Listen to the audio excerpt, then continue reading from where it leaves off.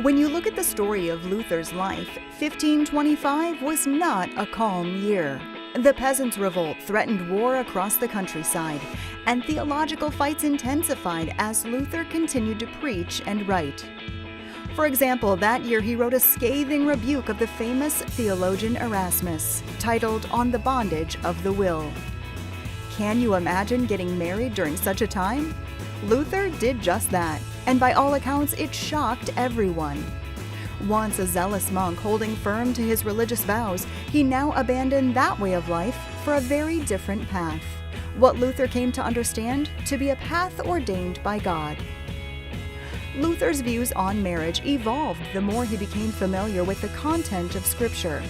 He came to understand that the vow of celibacy monks and nuns take actually dishonors God's created order. The vows reflect a basic misunderstanding of what it means to be spiritual and how it is God shows favor to His people. How so? Luther understood that marriage and its intended purpose of having children honors God's created order. God's favor is found in the command He gave to Adam and Eve to be fruitful and multiply.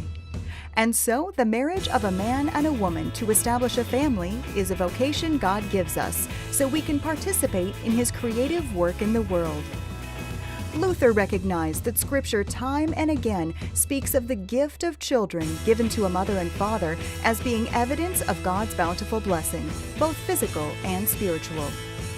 While Luther understood marriage as a holy estate, he was realistic about what it meant for the man and the woman. Inevitably, hardships and conflicts arise as part of being a spouse and parent. By recognizing that God ordains these vocations, you can be strengthened in these times, fending off the devil's attempts to undermine the holy estate of Christian marriage. All of this was said and done so you can remember, a mighty fortress is our God.